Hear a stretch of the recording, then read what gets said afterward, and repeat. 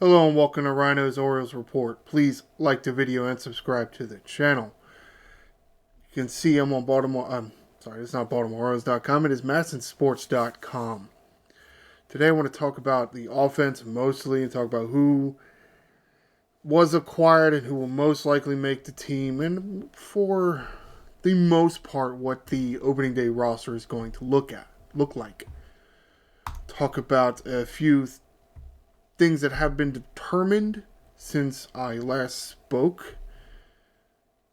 Kyle Gibson is not ready to start the year. He needs to have his version of spring training. So therefore, Cade Povich will be the fifth starter. And it does look like actually Sagano will be the third starter and Kramer's the fourth starter. However, also appears that Felix Bautista will make the opening day roster in the bullpen, and that would leave one spot open in the bullpen between Baker and Bowman. Not 100% sure who's going to make that, but to a certain extent, it really is kind of a placeholder because once Kyle Gibson's ready to go, I guess it's possible that he'll go into the rotation and Povich will go down to the minors. I don't necessarily agree with that. I feel like Povich is ready. So will somebody get moved to the bullpen, or maybe, you know what, maybe it'll just work itself out, right? But on to the offense.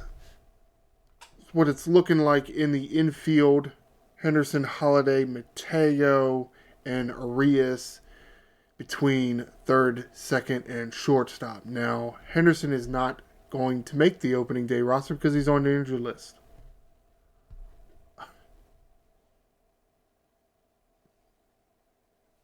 What a shock. Somebody's injured. One of your premier players is injured. Wow. Good job, Orioles organization.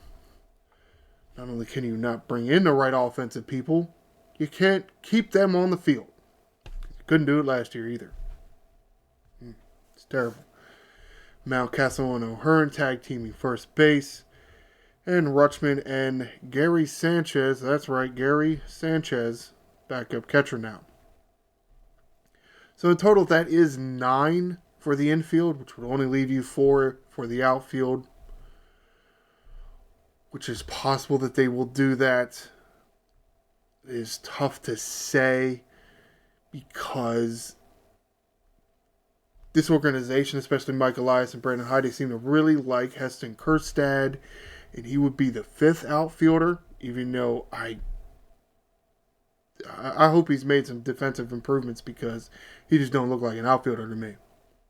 Just the way he tracks baseballs, it's like, ew. I mean, he tracks baseballs like I do. But with Henderson not being on the roster, that would have an opening for Kjerstad. So you're replacing an infielder with a outfielder that really can't play the outfield. So you're essentially replacing a starting shortstop for a DH. Wonderful. So it is possible that, let's say, Livan Soto or Luis Vazquez could make the team, and then therefore Kjerstad would probably be out. At the same time, there is question of whether Mateo is going to be ready. He has been getting into some action in the spring. Is his arm ready? Well, I mean, if he can play baseball in spring training, I don't see why his arm wouldn't be ready. I mean, it doesn't make any sense. You're going to try to say that you can put him out there in spring training and watch him throw baseballs around, but yet you wouldn't do that in a regular season? I mean, I guess it's possible. Who knows? Maybe that's why you're having so many injuries. You're letting a guy play a spring training game when you're still saying he's probably not ready for a Major League Baseball game? That's weird. That just sounds weird.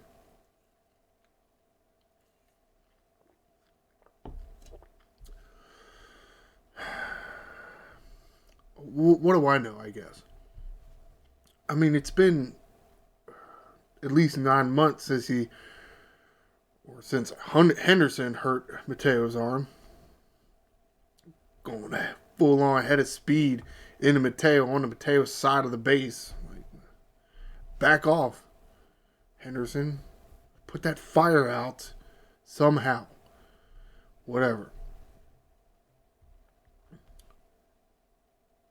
Yeah, I still don't understand how Mateo can't be ready, especially if he's playing. But, however, I mean, if he's not ready, he's not ready, I guess. There could be something there.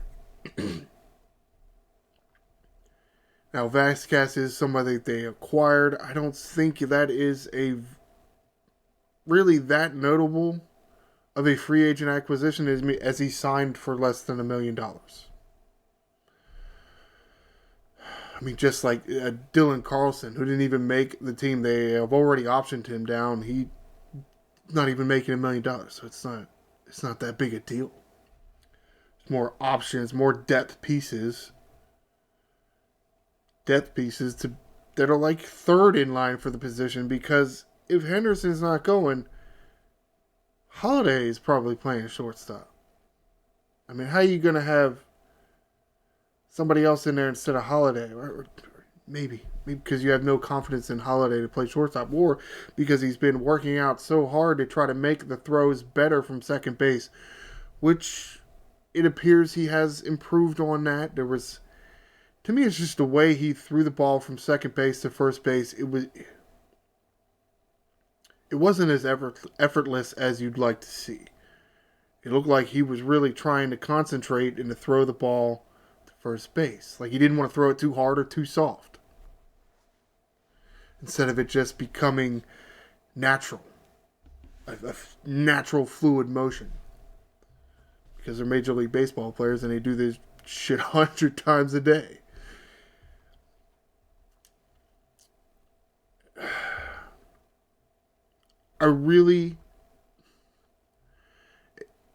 Holiday's kind of a touchy subject. It is something that everybody was screaming for last year. Holiday didn't make the team. Why didn't Holiday make the team? He's ready. Well, I'm pretty sure he still can't buy his own booze. I don't know how ready he could be, but after the almost half a season he played in Major League Baseball last year, it seems weird that a high draft pick like him would not be a major contributor to your team this year. So we'll see. But I guess I could understand why they wouldn't really want him to play shortstop, because then that could have a negative impact on all the work that he's been trying to do to make throws from the second base position. This article here, written by Rock Kabatko, did talk about Henderson and Mateo. Henderson not being on the roster. He will start on the injured list. Have to spend a minimum of 7 days there, so 6 games. He'll miss at least the first 6 games, which is disappointing. And, in question whether Mateo is ready or not. Talk about the rest of the outfielders. I did mention Ryno. Also, Tyler O'Neill added to replace Anthony Santander. It's a very strange move, but okay. Kowser's still here, Mullen's still here, so it's a fairly solid outfield. Take a look at some of the deals. I'll get to the numbers, and it's first start with Sanchez. I get to 2 ahead of myself. Just a 1-year, $8 million deal, which to me just sounds weird. Best guess, the reason they're doing this is because they wanted some kind of upgrade from James McCann, and they feel Gary Sanchez is it. And they feel that it's Basayo and somebody else. Who's the other guy down there at catching? They feel like they have a few guys in the minor leagues, Basayo being one of them, at catcher that in the next year or two should be ready to join the team as a major league backup catcher. Because otherwise, why are you wasting money on Gary Sanchez?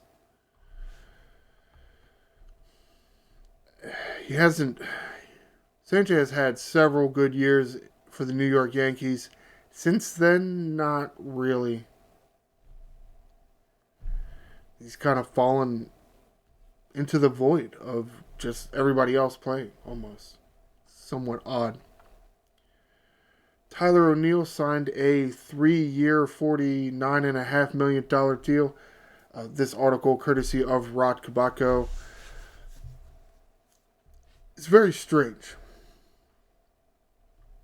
I feel like with the recent acquisition of the Orioles by David Rubenstein and his group of investors, or however you want to call it, things were going to change.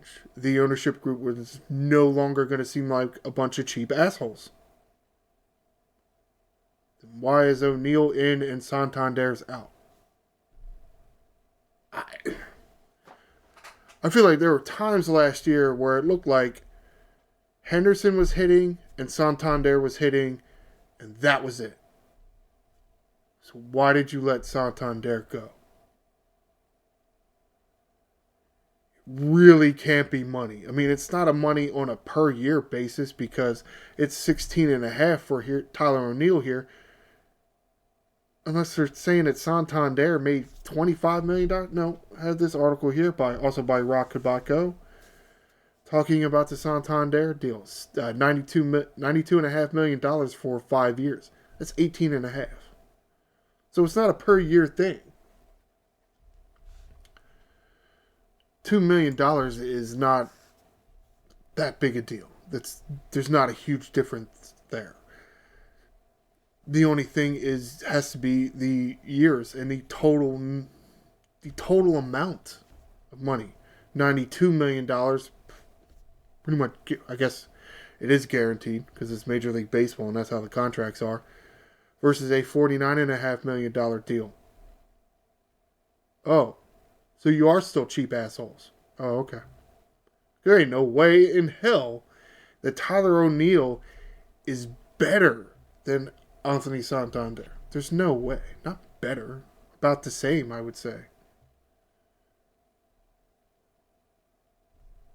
I mean, O'Neill's never hit more than 33, 34 home runs. Santander has. And even in a lineup that's barely getting on base, Santander is still getting over 100 RBIs. Actually, we have the numbers. They're still up somewhere. Here. Because they haven't updated it from last year. Well, I guess it makes sense. I mean, 44 home runs last year and 102 RBIs. On this offense, that was shit. The offense was terrible last year. Tyler O'Neill's not an upgrade in the offensive department. No way.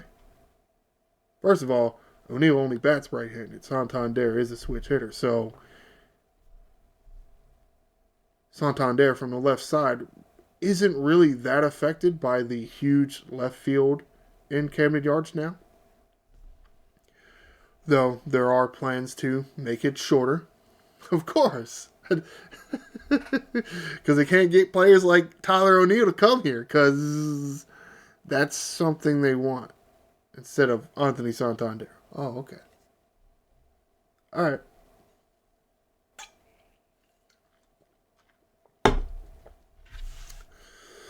And don't tell me it's defensive related. You got Mullins and you got Cowser out there. You practically have two center fielders playing the other two outfielder spots.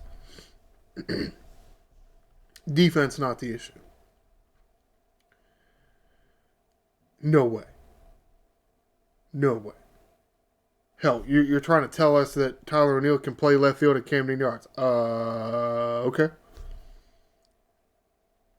Fine. That's why you chose Tyler O'Neill over Anthony Santander. You wanted them to play left field instead of having Cowser play left field. Which I'm not sure why you wouldn't want that.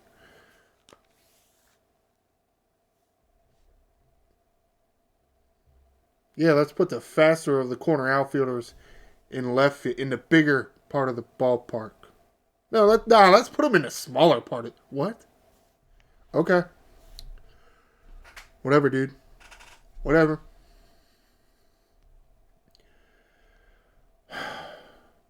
So, honestly, the only reason I can think of why they chose Tyler O'Neill over Anthony Santander is because Santander was more expensive over a 5-year span instead of over a 3-year span. That's it. It's more the years and the total amount of the contract, not the per year basis. Oh, cool. So more of the same shit from the ownership group and the GMs. Good. Wonderful. Bullshit is what it is. I did mention Ramon Laureano at an option, so he's kind of got to be on the team. He does appear to be the fourth outfielder. Signed a 1-year deal. Handed out 1-year deals like crazy.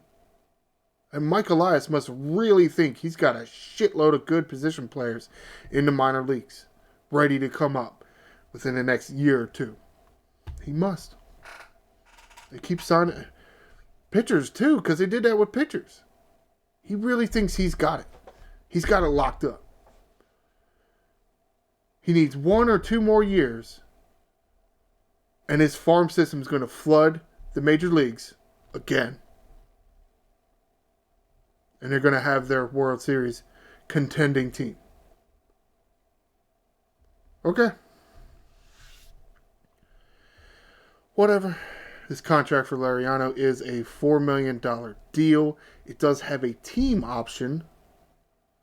Again, this information courtesy of Rocket Botco.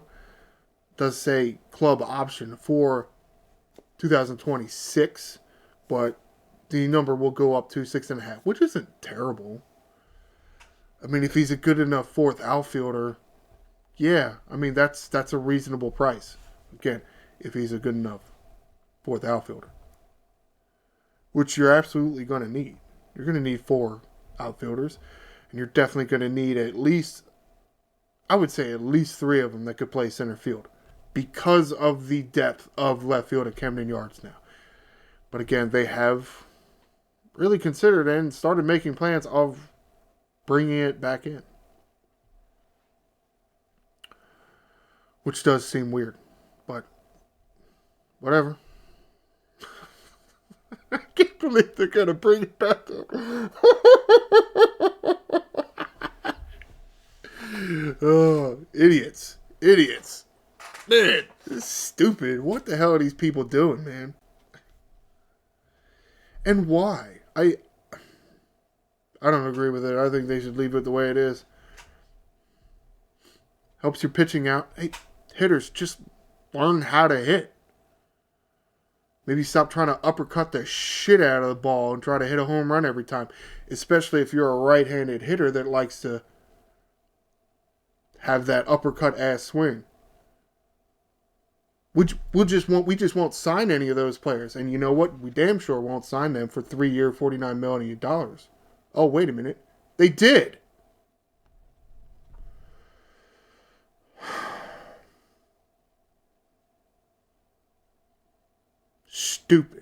Stupid. Wow. So not only you have your best player offensively and probably defensively as well. I mean, it depends if you think Mullins' center field defense is better than Henderson's shortstop defense. Well, to a certain extent, you had Cal Ripken live TV last year saying that Gunnar Henderson needs to set his feet before he throws more often. Well, I'm going to say Cedric Mullins is a better defender, but that's just my opinion.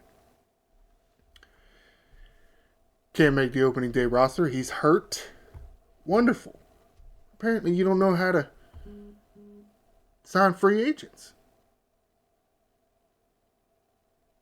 Whatever.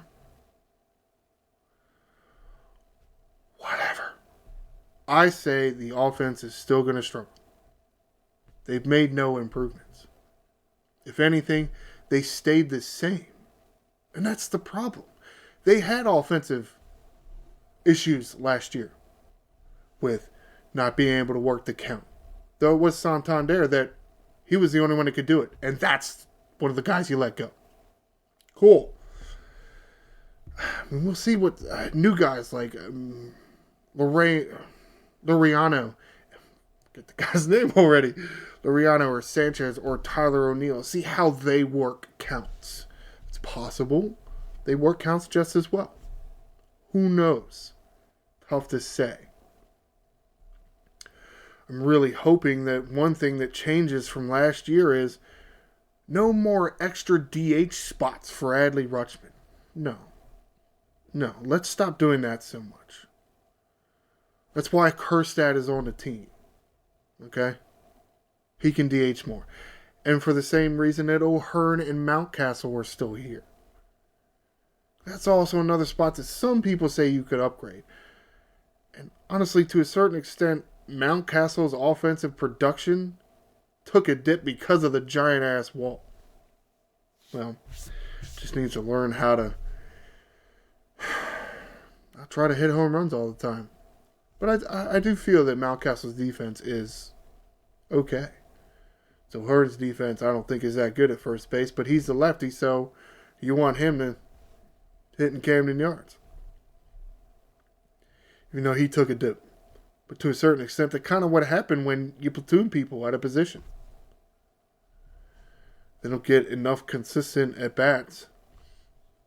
And their offense suffers. However, yeah, keep doing that.